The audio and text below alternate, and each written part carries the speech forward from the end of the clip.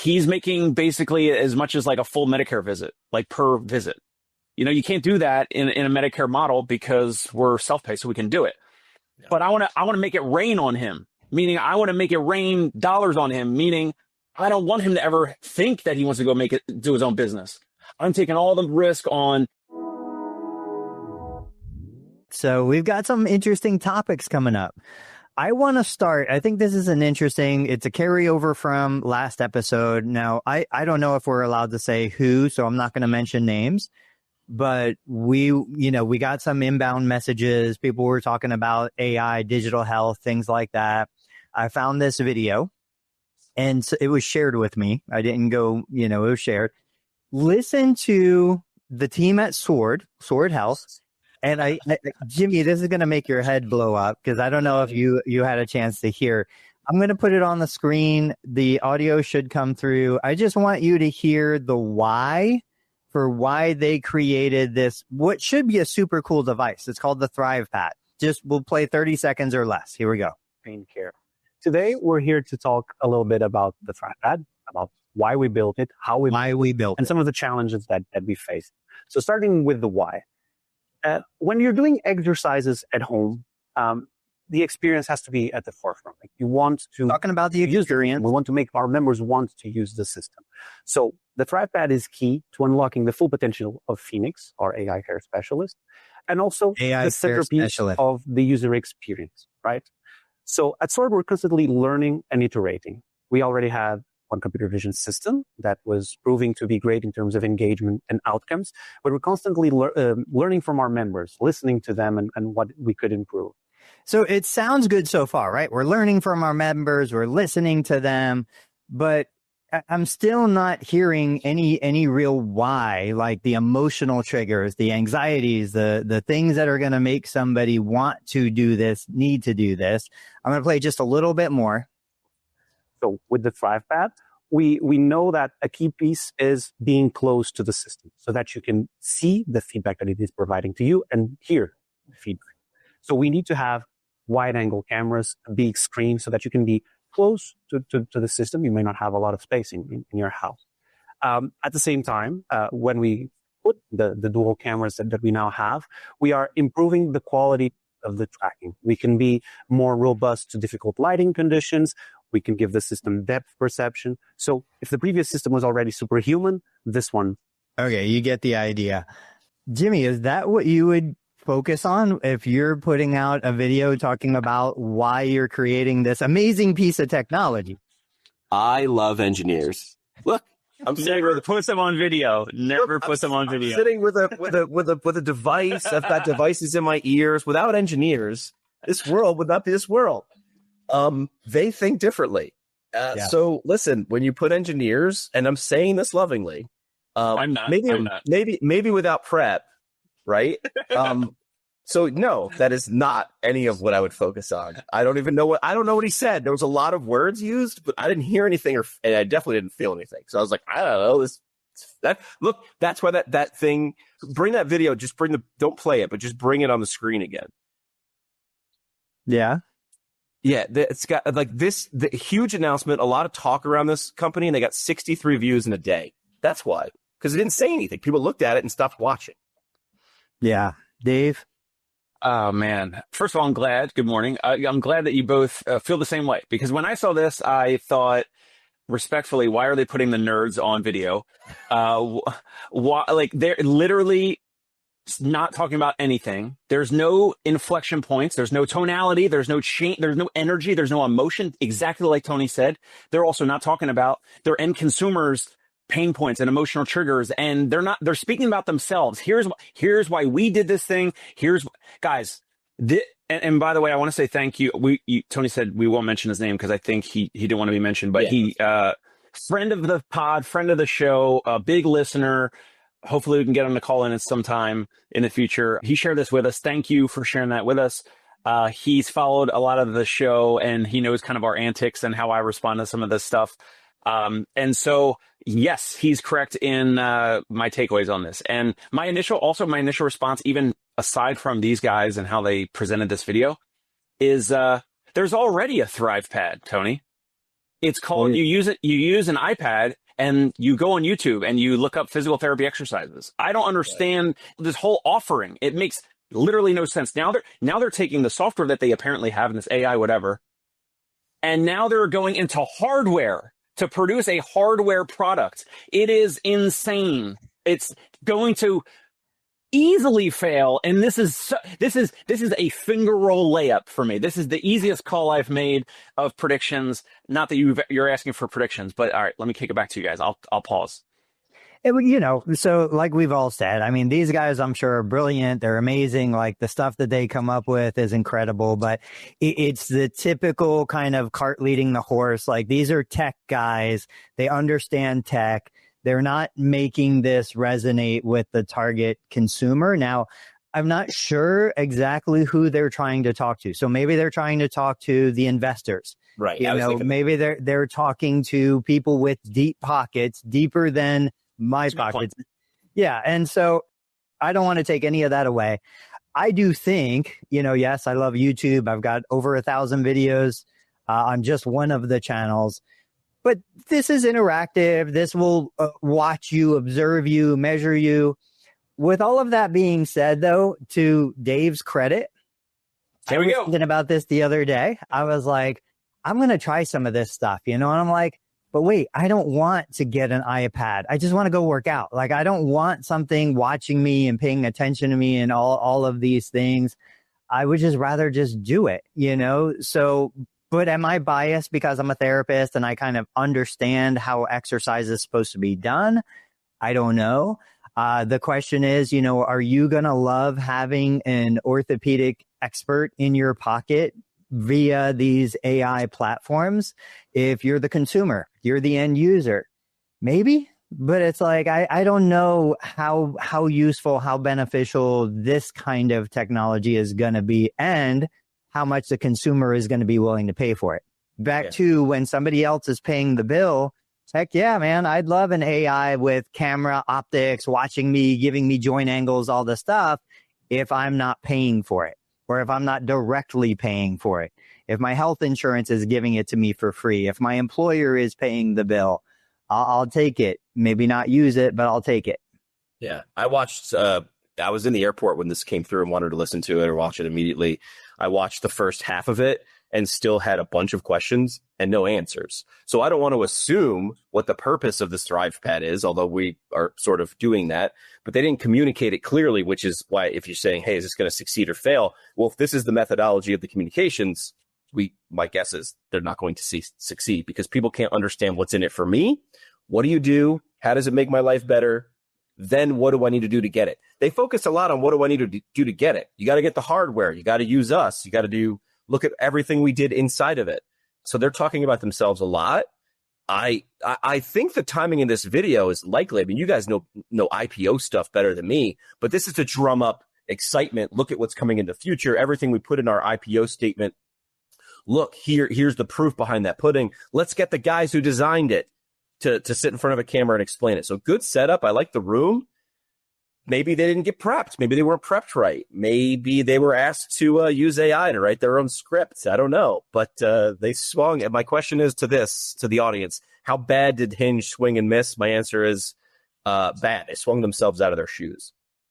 Dave, you're this was Hinge? I thought this was... No, this was Sword. Sword. I wrote Hinge. I meant Sword. Yeah, I mean, here's another thing to consider. They filed the S1. They're trying to go public. Correct. At the same time, they're announcing this thing. A software company is announcing a hardware product. This is, I'm hoping nothing nefarious. I'm not even going to hint at that. Hopefully nothing nefarious. My point is, why are they're trying to go public. They're not even profitable. They're adding a hardware product. A software company it's basically adding a second company to do hardware is like extremely difficult. And I haven't done it, but I mean, from what I hear, it's extremely difficult. They're basically creating another company. This hardware product is a different product.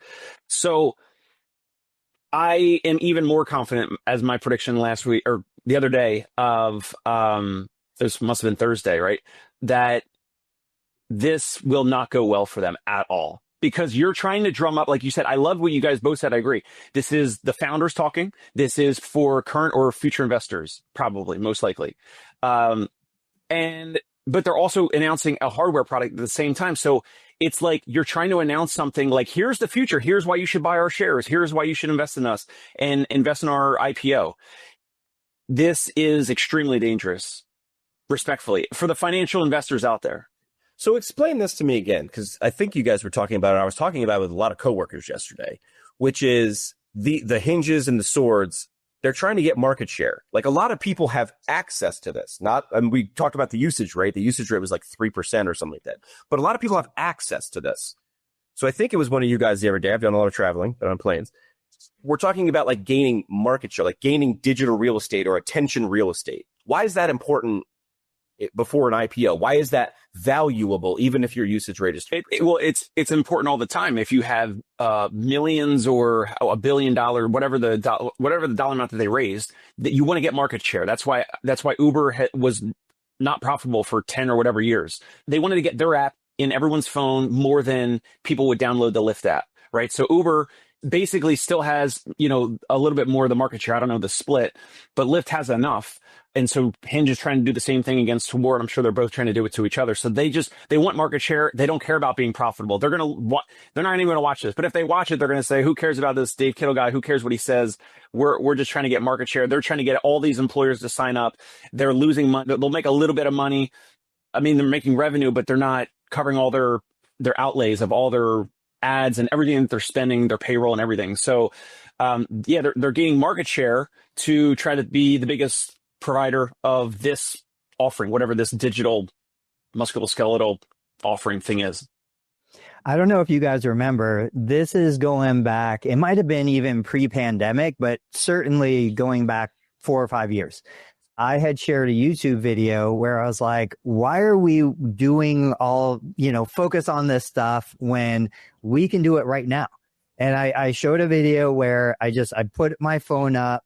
I did a little tutorial how to connect an iPhone to a flat panel. I'm like, everybody these days has a flat panel on a wall somewhere in the house. And I'm like, I could do what Sword is doing live today for whatever rate I want to charge and not even go through insurance. This was before like telehealth and all that stuff. Right. I think what's missing is the human connection. I disagree with Dave in that I do believe a human connection can be made through this screen. I think we can connect with the viewer on the other side, whether it be assistant, with an AI assistant, you're going to connect with AI. I think this is where we bring the two worlds together. This is like I said the other day. I said it doesn't have to just be all or none, one or the other. I said we could leverage the technology that I'm never going to build, that Sword or Hinge or any of these places have built, but bring me, the human, into the mix. So maybe I use their technology, which somebody else is paying for.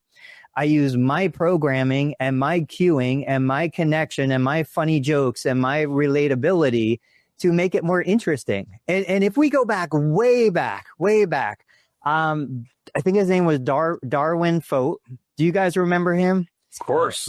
He used to have a video conferencing thing where it was HIPAA compliant. It was for workers' comp. You could have 10 different patients on the screen. You can interact individually with each of those patients while they were doing their workers' comp rehab program. Like, this stuff has been around for a long time. None of us have had the money behind us to really push it out. Yeah. I think what, these guys are lacking. Jared's with us. He said it perfectly right here. They're addressing the pain points that only people close to the tech are aware of. The investors, right? Like the actual patient, the consumer, they're not going to care about that video, but they're also not the one probably buying the IPO stock. So I do have one other little video clip, kind of related. I want to play it real quick and then we can discuss it. This is from Jesse Cole, the Savannah Banana guy. Let me pull it up here. Because again, think of how his video relates to us or whoever the target demographic is compared to what we just saw. Care about the dollars. Actually, I have no idea what's in our bank account. I'm hoping we're healthy. I think we are healthy. I don't want to be $1 billion company. I want to create 1 billion fans. And I don't want to be $1 billion company. I want to create 1 billion fans. The only way to do that is to focus on one fan at a time. And the only way to do that is to put yourself in the fan's shoes. Nothing matters more than making people feel like they matter. Every single person one fan at a time. Every game is someone's first game. As we started building this, when we started, we named the company Fans First Entertainment. It was a couple months before we even started. I was like Team Cole and Associates, but that sounds like a terrible law firm or accounting office. You name the company about who we are and what we stand for. Then we developed our Fans First way. Then we developed our Fans First principles on what we stand for and our Fans First experience. Fans First guides everything. Every day, what do we do that's Fans First? What are the Fans First moments our players or staff create? That's it. That's everything. And so, yes, over the years, the amount of Fans First stories that have been built are amazing. They're unforgettable. We built a framework on how to develop those Fans First moments that I believe can work with any business. And I've been so fortunate to speak in front of, Fortune 50 companies. You got to eliminate the friction. You got to entertain always. You got to engage deeply. You got to experiment constantly. Eliminate the friction, entertain always, engage deeply, experiment constantly. Like, what a 180-degree difference, but this is a guy that was creating something specifically for a consumer, just like the other company. I think both companies can provide extreme value to the consumer, but the delivery of the message was just so different. Yeah. Jimmy, let's start with you. What are your thoughts on the whole idea? Well, can you make connection through a screen? Yes. I mean, my entire career was based on connection, not even with an image, guys. I mean, mom said I had for radio. So can you create a connection through a screen? You can, right? It's simple, but not easy. You can bring the engineers in, but we got to give a little poke. There's going to be a little cattle prod. Put the engineers in a spot where they can succeed. That wasn't it. But it's not about the engineers. It's not about the product. It's about everything the guys in charge of the Savannah Banana said. It's about the end user. I don't know what the end user, like what Jared said, they're addressing a pain point that only people close to the tech are aware of, the investors, which means the people going to use it are going, I don't know why I need this. In fact, so if I don't understand why I need it, I don't need it, and therefore I reject you. And you only get a couple bites at the apple with this, right? There's only a couple times that you take a shot and you can try to explain it to someone. Apple wasn't the first one with a portable MP3 player. There was a thing called the Microsoft Zune. And they struck out because they talked about how many megabytes it was. And I was like, I don't understand. And then Apple came along and they said, 10,000 songs in your pocket. Got it. I would like to take that 10,000 songs with me. So I don't know what this actually does. Does this help me do my HEP and correct me while I'm using it? We're all making assumptions because after the first 20 seconds of that video, I heard computer vision, talked a lot about how and an iPad and depth perception. I'm like, you lost me. But can you create connection through a screen, especially around exercise? Let's get more specific. I think you can, because after this call is done, after this live stream is done, I'm going to go downstairs to the gym. I already looked ahead and I picked my hotel in Denver based on the fact, did they have Peloton bikes in the gym? Because I don't want to get derailed. I started working out again after the last few months, and I got a streak going on, and I got 2 instructors I like, and I've never been in the same room with them. Tonal has tried to give it a shot. I don't know how successful they've been in my personal life. I've never actually experienced more than 2 or 3 people who have tonals. But can you create a connection and value through a screen? You can, but it's simple. It's not easy. Dave, what do you think? Well, going back to compare these two videos, and you got the sword health video. I think even for investors, I think it's respectfully a not a great video. And if you're going to make a post on LinkedIn, why not write something that hints to our prospective future investors or partners or whatever? Right. So at least we kind of get it. But whatever. The difference with Jesse Cole, okay, he's someone who every video that he makes, that most of the time is not even he's speaking about the end user, the customer. But I believe he's making those videos. He's paying money to have these videos edited and putting them out to grow his team. He's using those videos to gain more members of staff that, he can build his culture. He can expand the team. He can grow, the mission and the vision and all that. And there's a huge, gigantic difference. I love Tony's examples of this. We didn't have this plan. So he's showing these on the screen live, and we're, all digesting this in real time. Just and regardless of these other guys where they're from, like even if English is not their first language, the difference in how these two founders are speaking it's massive. Yeah. And Jesse Cole gets it. Savannah Bananas, they get it. And maybe you can make some, jump to the next conclusion and say, well, one is trying to sell this software stuff and now this hardware stuff. And Jesse understands, like, we need to get butts and seats. We need to get people in the stadiums to watch our games so that they, they get a wow experience. And then they, buy merchandise and they do all this other stuff. But there's a big difference between how he speaks versus how the Sword Health speaks to, their user on this video. And I think it is important. I think this goes back to our individual businesses, even at the smallest scale. If you recognize you're not the best speaker, you love to geek out on the technical side of what you do, you love to talk about research studies and all this, cool, awesome. But maybe you're not the best one to be out there on social media. Now, with AI generated, these videos with AI generated humans that are speaking a script, amazing. They are getting so good. I don't even know that Dave can still tell the difference between an AI generated human on camera versus a real person. But point being, know what you're good at. Leverage the, people out there that are better than you for other things. And I would say probably most really passionate clinicians that are technically brilliant, they're probably not the best ones to be the face of the company. They're the best ones to be behind the scenes delivering the service. Here's an example, and I'm not making this an ad spot for the company I just started working with. But Athelis said, we want to make this, and they honed in on physical therapy first because they thought there was the biggest leverage for difference. We were getting paid the least, and there was the biggest ceiling. They taught clinicians how to sell things because they recognized getting past the office manager was one of the biggest hurdles. So they said, let's put physical therapists in that position instead of, quote, just a salesperson, which a skilled salesperson can do this. But they led with clinicians. Hey, I'm just like you. We both went to PT school together. That won't get you the sale though. That won't get you the sale. That'll increase the chances of you getting the meeting or getting past the office manager. Hey, I'm Jimmy. I'm a physical therapist. I work with Athelis. Is different than removing the word physical therapist because I'm the end user. For something like RCM, I am the end user. For something like AI Scribe, I am the end user. I can look at a PT on a Zoom screen demo and say, doesn't it suck? Like, wouldn't it be great to bring eye contact back to your treatment? Stop giving your patients the old side eye, right? I could say something like that because I know exactly how it felt. Look at that word felt, and I can transmit that emotion in 1,000 different ways. Story, gesture, relatable. Don't you hate that? So that there's a stark difference about two tech companies who were similar, not the same, not doing the same things, who took a different approach.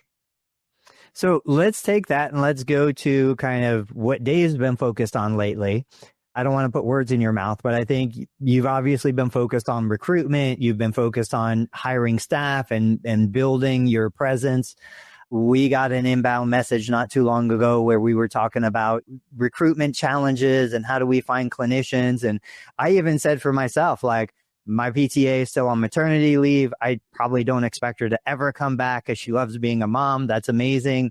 But I'm in the clinic more than I've ever been. I've been treating patients more than I have in 15 years. That is limiting my ability to do other things. I was just sitting here last night talking to my wife. I was like, I couldn't sleep well last night because I know there's other responsibilities I have and patient care is getting in the way. What's new on the horizon for you, Dave? What are you putting out there? What seems to be resonating with clinicians that are your ideal candidate for your kind of business? So been doing the same thing that I've been doing. So reaching out to them, sending cold messages, posting on, not recently because I filled the role, and then also, but having a challenge with one of my therapists. So, we're looking to potentially continue the hiring process. It's kind of ongoing. So like continuing to reach out to therapists and then intermittently posting the things that I was posting months ago on LinkedIn and Facebook organically. Haven't run any ads other than some of the traditional Indeed ads, but the manual prospecting works great. And like I mentioned before, like putting the actual like dollar amounts in there and some of the, 3 or 4 bullet points that they care about. Not that you care about, that the actual therapist cares about. So like, what's the dollar amount? Is it hourly? Is it W-2? Is it 1099? What's the salary? Whatever. Maybe if it includes health insurance benefits, they want mentorship and support. They want advancement opportunities. And that's like 3 or 4 bullet points right there. So those are the things I'm putting in these messages or these, sometimes I use Twitter, like wherever online, just posting these anywhere. Sometimes Jimmy's nice enough to share it with his big following. So that's seems to be working well. And it's just a numbers game to get that in front of more therapists. Are you seeing a platform that's working better for you across like the different social media platforms? For recruiting physical therapists? Yeah. LinkedIn all day. I think they're primed when you're there. This is what I expect. I don't go to McDonald's and order sushi, so I'm primed for it. Like, to use an example, if you were to go to Instagram, you might say that's a better platform because that age range that you might be looking for if a new grad would be there, but you would have to do it in an Instagram way. You'd have to be fun, funny, quick, witty, and there's a big way to miss there. So if that's not Dave's thing, don't do it. Like, that would be, he's not doing it, don't do it. I've also DM'd on Instagram. Therapists that completely cold. We don't know each other. We're not connected. Whatever. And I just do the same message. I just do the same copy paste whatever you see me post on LinkedIn publicly. That's basically what I'm sending privately. That's what I'm sending in Instagram DMs, or not so much Facebook private message, but yeah, any of the platforms, like wherever there's therapists out there. And it's just asking like, hey, I don't even ask them, my style. It's like, I'm asking like, who might you know, or who do you know that would be interested in this? So I'm not even asking them directly. And then they'll respond. Some of them will respond like, oh, like, I'm kind of interested, or, send me the FAQ, or what, can you send me more information? Yeah. I'll tell you this, and this is anecdotal, but I've been on LinkedIn more now in the last probably 6 months than I have in the last 5 or 6 years. I've noticed a lot of people that are being suggested to me, right, by an algorithm that are standalone or 1 or 2 person organizations or businesses. So it might be difficult to take one of those people and say, would you want to come work for me? When they're like, well, I've already figured out I'm working on my own. I'm feeling anecdotally a shift from this. And I was talking about this with a friend last night. I graduated PT school in 2016. I feel like that was the mood was sort of starting to warm for like new grads owning their own business a year, 2, 3 years. The advice was 5 to 10 years. You got to go work for someone for 7 years. Then you got to figure it out. And now students are just saying, nah, not possible. I'm doing it my way and I'll fail, or I'm not, which probably makes it harder to recruit if people are just saying I can do it myself. That's where if you look at these big, and I won't mention anyone, but these big nationwide organizations, you can scroll for a long time and you're to the bottom of their jobs posting sections. They got a lot of them out there. Jimmy, you shared this poll. Guys, what is that? If you're not connected to Jimmy on LinkedIn, go check out his LinkedIn profile. It said, this won't be interesting. What's the number one problem facing your practice today? Low reimbursement, denials, or finding and retaining staff, or other. Comment below. 28 votes so far, but I don't know what the votes are leaning toward. I was looking results. No, not for me. Oh, I can show the results. You gotta click it. Click one, Tony, and then it'll show you. I can't decide. Oh, not all the. Here, I'm gonna hit retaining. Yeah, okay, there you 55% low reimbursement, 41% finding and retaining staff. Wait. Was what? We talked about this before too, though. Low reimbursement is because of someone else. Finding and retaining staff is largely on me, right? So people hate taking ownership of things. So I mean, it's funny how brain. Well, but it's part. But the payment model is part of that. It's 100% agree. It's why it's on there. Yeah. Yeah, it was a chicken or the egg for me. I was like, well, yeah, reimbursement's going down. I can't afford to pay good staff. I can't find good staff if I can't pay them. If I'm suffering with weak staff or no staff, I'll take low reimbursing plans. It's just this cycle that keeps perpetuating. What are we talking about? What else we got on the docket? I mean, one other comment about Jimmy with LinkedIn and seeing a lot of single, like, individual therapists creating their own business. That's fine. The market's going to dictate. You, the founder, the physical therapist out there, you, and wherever metro or state or wherever you're in, and the market and your past history of business or lack thereof will dictate how successful you might be able to be. One thing I've learned is that I do not interview or hire therapists that already have their own business. So you wouldn't hire someone who's also doing their own thing on the side? 100%. And I had to I think learn I the know hard way. why. Well, I mean, so one is as soon as if their business over time gets a little busier, obviously they're going to jump ship and focus on that. So I'm going to onboard them similar to how your company has been onboarding you, right? So I'm going to be spending a lot of time with them in person or typically Zoom calls. They get paid for the Zoom calls. Like we're going over all the, like onboarding stuff, all the handbook stuff, all of, all the things that we do. Here's why this is important. And I'm coaching them, I'm mentoring them. Here's the ideal client. Here's the type of challenges you might see. Here's the type of patients you're going to start seeing. I know this patient, let's just say, and I can give them so much background. So I'm investing so much time and effort in onboarding them. And then if in 3 weeks or 3 months or whatever, their own business starts to get ramped up because now they're getting a little bit busier, of course they're going to jump ship. Of course they're going to leave. Now, of course, any staff physical therapist could leave me if they didn't have their own business, but there's always another focus, or their mind and their focus is split to like their own thing versus my thing. So yeah, long story short, I am looking for staff physical therapists that want to buy into my vision, my mission, all of that, match with core values. And then if they're great and they get results and all that, then they can continue to make more money. I mean, I got a therapist that was 1099 making 130 a visit. Now he's a little, now he's lower, of course, and he's now a W-2 with me. So he's making basically as much as like a full Medicare visit, like per visit. You can't do that in a Medicare model because we're self-pay, so we can do it.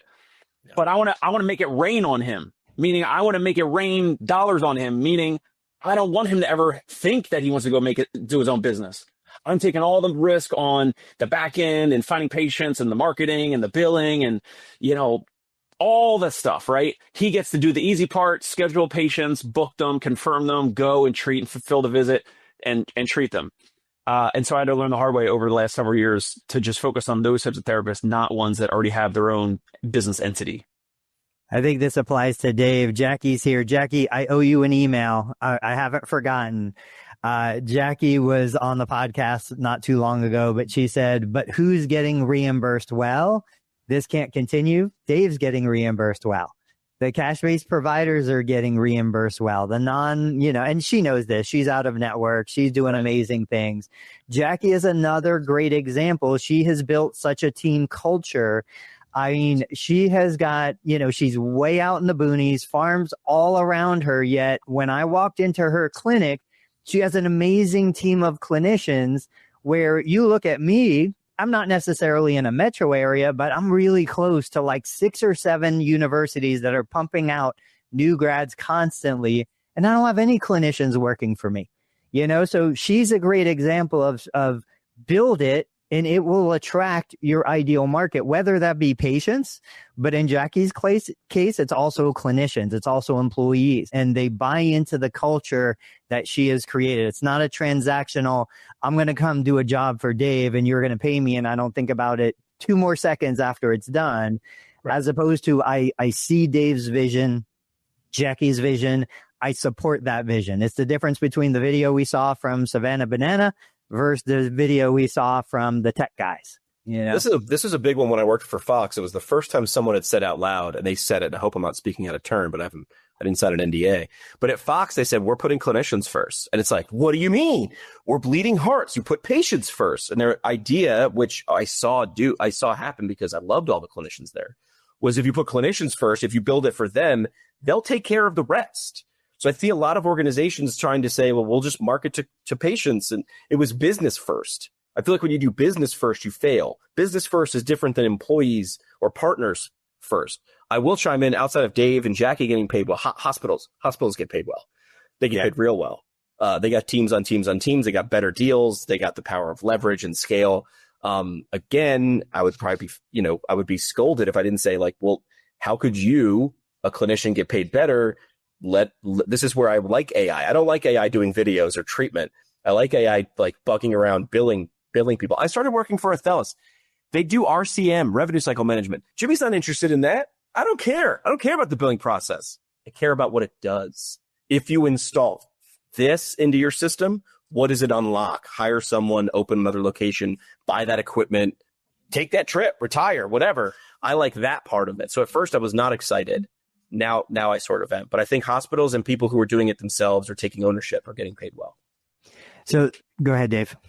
I was just going to say, it's interesting. I would love to hear Tony's thoughts. It's interesting that Fox can say that they're clinician focused, because eventually when salaries, well, their compensation for their therapists have to cap out at some point, right? Oh, sure. So how can you fully, like taking it from Savannah Bananas, right? Yeah, Taking it from Jesse Colt.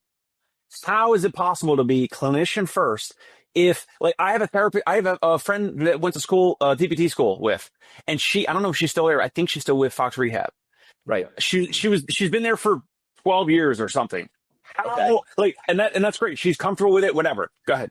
I'll show you how, because I used to fly around the country and talk to everybody. They stopped and listened to what was important to them. Fox was, I'm throwing out fake numbers, 80-20 female to male with their clinicians. They were like, first of all, you have to want to work with older adults. You don't want to work with older adults Sure. that have a great day. Number two, they're like, we have other lives. Like, Fox was started 25 years ago. I want a life. Can you give me that life? I'm willing to give up cash to do that. So they're like, you have these regional directors who are just like, listen, you're a new hire. What do you want your day or week to look like? If you can do that and hit these numbers, I will never bother you. I will never scold you. We'll never have a bad meeting. And the people that do it well and are there for 12 years. And the people that don't are out in 6 months. And that's good, right? So that's why. Are the Fox therapists making $1 million? No. Does Fox wish they could pay them more? Yes. But they're really looking for good fits first, which it sounds like that's something like Jackie's doing. It sounds like that's what Dave's doing. This ain't a good fit. I could throw cash at you. That's a race to the bottom. Yeah, Jackie said, these are the things outside of just payment, the things that are valuable to the therapist. Totally agree with you guys. When we were in the hiring recruiting phase, that was the thing. We were small. And I said, look, we're small. We can't pay you the big numbers that another place can pay you. But if you need to take a day off because your kid's sick, no big deal. I'll come in and take your caseload. If you want a 4-day weekend because you're going out of town, no big deal. Switch your schedule to Monday to Thursday and then Tuesday to Friday. Like, we could offer we never offered group health insurance. We never offered big salaries. We never offered other things that some of the bigger players could offer. But that was the exchange. Yeah. Jackie said, Tony saw what we do and are upstairs to make working moms' life easier. Yeah, like they built this whole apartment above the clinic. Like they have the clinic. Huh? For childcare? Well, for whatever you need. Like if somebody's coming in from out of town, they have a bed and a bedroom and a kitchen, and they could literally stay like an Airbnb above the clinic. Across the street, they have an amazing athletic facility. Like, I would drool looking at it. It's got the turf, it's got the squat racks, it's got everything a high school or college athlete would want. The colors, the design, the vibe when you walk into the clinic, it's just like, again, they built an ecosystem like Starbucks. They built the third space that's appealing to their target demographic, and they built it out in a farm country. They didn't build it in the middle of downtown Manhattan. Sounds like they listened first. Like, I'm not going to be able to outspend the big guns, so I've got to do it carefully. So let me not try to you're not going to out, Fox or out ATI. That's good. Okay, but what can you do? Do you want to pick your kids up from school every day? Then let's start your schedule early, or let's do a split day in the middle so you can take off and come back. Yeah. What is Dave afraid of? Dave, you're afraid of corporate espionage. What does that mean? Is that Heather? Feel Better PT? I don't. No, it's John. Oh, John. So, somebody's going to come in. They're going to work for Dave. Dave's going to pay him, and then they're going to take all of their clients away from Dave, which is very reasonable. No, not worried about that. Not worried.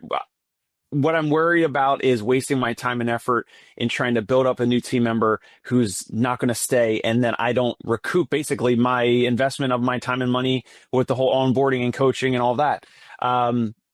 I should have a resilient enough business model and relationship with my patients and clients, that want to come and work with us, because of not just the actual physical therapist, but it's because of the the brand promise, the Google reviews that they're seeing about other physical therapists. If they have an issue with that therapist, I can put them with another therapist. The speed at booking them, the no surprise medical bills like Tony does, everything consistent in terms of like paper trail and over communication. That's the offering. And I know that if a single physical therapist that has a business that works for me and then leaves me to go do their own business, that's fine. But it's going to be really, really hard for them to recreate that because I obsess over it way more than most founders or most physical therapists ever could or would. Yeah. So to pivot just a little bit, yesterday I talked to Jerry Durham. We're going to try and do kind of a monthly live broadcast, just picking a topic. I'm sure you guys didn't get a chance to see it. I'm going to share the link to the YouTube video just in the chat so anybody watching can reference it. But this was an amazing interview. So Ryan Pineda, he's involved in real estate, got a huge YouTube channel. He's interviewing this guy. This guy started a garage door company. It was just him and his mom. They started doing garage doors. He built it and sold it to private equity. I think it was $1 billion exit, billion with a B. Oof. The things that he shared, though, like literally, these are the things that I listen to when I go for a run. I don't know what Dave listens to, but I listen to these business podcasts. Within the first 2 minutes, I was like, this episode was made for Jerry Durham. He started talking about, you know, how he relates to the consumer, the customer, how he gives them different options, how he pre-frames it before his technician guys ever get on site. He talks about how the people on the phone really build up and kind of promote the guys who are out there doing the jobs. A couple of things he mentioned, he was like, one system that we're working on rolling out is my technicians will either call or text the customer, say, hey, Dave, I'm on my way to install your new garage door. I'm driving by Starbucks or whatever the local coffee shop is. I'm going to jump in to grab a coffee. Can I get anything for you or your family? It's totally on me. Like just super simple. But I'm like, again, the tech that this guy has, we don't even need. We can just do that. If you're a mobile therapist on your way to an apartment or a house and you could say, hey, John, I'm about 15 minutes away. I'm stopping by, you know, a bodega, talking Dave's language. Can I pick you up a black and white, right? These are the little nuances that make such a huge difference. And then he also talks about sharing like bios about the technician before they arrive so that the end consumer can see them, can read about them, knows what they're interested in. This is what helped him grow to hundreds of millions of dollars in revenue. A little thing that happened this morning, my wife is looking for something different workout wise. We have a brand new Planet Fitness that opened like around the corner. She was like, you know, I can join Planet Fitness without ever speaking to a sales rep. Right? And that's what she did. She was online on her phone. She was like, hey, I need you to give me the routing number and the account number for a check. I was like, oh, are you at the reception desk? She was like, no, I can do it all on my phone. So she literally joined for $15 a month before she ever had to go talk to a salesperson. Like that is eliminating friction. Low friction for a low cost service. We would never do that in my practice. I don't want anyone. Now, of course, like, because we don't have pricing. Maybe in the future, Tony will convince me to have pricing on my website. Because people, I don't think are going to say, oh, yeah, I'm going to sign up for this practice. I'm going to sign up for this physical therapy practice and put my credit card in for a $350 visit and not speak to anyone. Maybe we'll get there. I don't know if we're there yet. I think you will. What were you going to say, Jimmy? Talking about that video, good and bad news is that the personalization, you need to be doing it. Like the go the extra mile. A lot of these apps, a lot of these big companies are figuring that out and making it really, really easy. I remember the first couple times I used Uber. I think I was in PT school when Uber came out. It was sort of clunky. And now I get a text message, you know, Steve is arriving in 5 minutes. Now he's here now. And now I've got to panic and run downstairs so the meter doesn't start running. He's going to be there in about 5 minutes, right? To make your way down there. He's going to be driving this car. There's an app that you can, if they have one of those lights on the dashboard, you can select the color. If you're looking for blue or pink or whatever, that's kind of cool. That's hard to do, right? But it matters and it makes a difference and it makes me pick Uber over Lyft for whatever reason. Now, that's the bad news. It's hard. You have to do it. The good news is most people in our profession, in our industry, aren't doing that. So your little bit will go a long way. For now. And I think the organizations that don't do any of it, or just, listen, they just ride along on everybody else's coattails, will find it harder and harder. The dollar you spend now to invest or to figure it out, or the energy you spend to invest now to figure it out, will compound in 5 or 10 years if you still want to be around in 5 or 10 years. It's a good reminder. It's a good reminder because I still don't do this. I need to be sending out videos of my physical therapist to the prospective patient. They make a decision to move forward, and then I send them a video, and it's, my physical therapist, Porus Mehta, and it's like, he talks, like a selfie, like, hey, just, I'm between patients. I heard that you just booked, or I heard that you're going to start with us, and I'm going to reach out to you. I'm going to send you a text a little bit later today, or I'm going to call you about the date and time, and then we're going to lock that in. But I just wanted to say, I look forward to working with you. And it could be very, very generic. It doesn't even have to say like orthopedic issues or musculoskeletal issues or whatever, but just the end consumer, the patient, the client gets to see that therapist on video before showing up. We need to do that. Another thing that we're halfway there by saying, when someone says they're going to proceed and go forward, then what we do is we send texts and emails of Google review screenshots of that therapist. And then it's, hey, Tony, Porus Mehta is going to reach out to you a little bit later today to book your appointment. Here's what some other busy New Yorkers have said about him with success stories and Google reviews. And then over email and text, they get those screenshots of the Google reviews, even though most of the time people are like, we saw your Google reviews and, those are great and all that, but they might not have looked at every single one. If they see that for the second time, no big deal. But we're trying to reinforce their decision to work with us. And it also reinforces like the value, like, oh, that's why this is $350 versus like some other place like Luna that is like just my in-network copay. Yeah, the power of this conversation right now is you see the reality. The reality is Dave's busy. Dave's got a lot of stuff going on. I'm busy. Jimmy's busy. Like, we know we should be doing these things. We're not necessarily doing them all. There's a lot of personalization that I should be doing. I was thinking about this just now. When somebody joins my Zero to Paid course, immediately I get the email when they pay. I shoot them back an email saying, hey, welcome to the family, and it's not an automated email, like it's a real email. It takes me just a couple seconds to do, but I genuinely want to know, what is your expectation? What do you hope to achieve? Tell me about your business so I have better context about what to expect. Now, Dave, to your point, I never run paid ads. I never try and sell, but it's a $500 course for the Learn Medicare Billing course.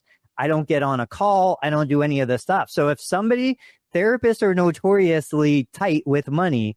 If somebody is, gonna drop $500, which is a pretty significant investment, without ever directly talking to me, I think we can get a patient to drop $500 for an initial evaluation. And then that would lead into a $3,600 plan of care or something like that. There was something else that we touched on with that conversation yesterday, though. It was a great talk. Jerry's always excellent to talk to. Scott's here. Scott said Tony and Jerry's conversations are the best. I appreciate that, Scott. But this is what I was saying. We're so busy, we can't do all the things we know we should do. But this is also why a therapist can't be the best therapist they want to be, can't treat all the patients they want to treat, and run an effective business. Like, you just can't do everything. Yeah. So that's where you build the team, you inspire the culture, you kind of create the garden, plant the seeds, and then allow those therapists to come in and grow. And then here's the kicker. When you look back from 10 years, you'll recognize, and the 80-20 rule will appear, which is, for a reminder, 20% of your efforts will bring 80% of your results, and vice versa. 80% of your efforts is honestly just flailing around and doing stuff, right? Where 10 years from now, you're going to say, I should have third-partied the billing or ads, whatever the thing you're not good at, that you're burning 80% gas to go 20% of the miles, offload that or don't do it, right? If it's not bringing you the results, then dude, move on. But I have to, and I need to, and that guy does it, so I should. That's emotion. That's why you're going to fail. That's a reason you could fail. It's simple, but not easy. I want to ask you this. Hang on, before we move on, and this will be for a future episode. Dave, if you had the time to send a video of your therapist to clients, would it be the same video every time? Like that's their video. Hey, I'm Dave. I'm coming to see you today, just so you know, like that. Or would you require them to record a different video each time, like a cameo? So, no, in the beginning, and we need to do it, and I need to do it this week. So in the beginning, it's just going to be a general video. And then in the future, it could be maybe like a musculoskeletal, hinting at like your aches or pains or your muscle imbalance or your whatever it is. And then the other avatar that we have, like the neurological condition, gait, balance, whatever. So you could hint at that. In the beginning, no, it could just be very general. And it's more about the human connection and less about the diagnosis and the symptoms and why they're coming. Yeah. I would love to see good examples of it. That could be a fun little episode if people sent those in or we made them or what we thought was good and just played a couple examples and we can talk about why it's good or why it could be better or something like that. I shared a quick example yesterday with Jerry on the live call. I told you guys before, Alex Angar and Will Boyd, like 8 or 9 years ago. I don't even remember what was the impetus. Maybe I friended somebody on Facebook. I had never heard of them before. Instantly, I think it was Alex, sends me a quick video through Messenger. Hey, Tony, so great to connect with you. And it was done. I would say, yes, like Dave said, we start with a general, hi, my name's Tony. This is, whatever. But then it turns into literally from the car, hit record. Hey, Dave, I'm on my way out to your house. I just saw you booked an appointment. That's amazing. I'm excited to connect with you. Yeah. This is what to expect, and it's a 20 seconds video. You shoot it over to them through Messenger, through whatever, and it's done. And it's unique to the individual. Here's an interesting twist. All three of us and lots of people, we get like DMs from random people. Hey, how you doing? Asking questions or just saying hi. How often do you respond with a quick video?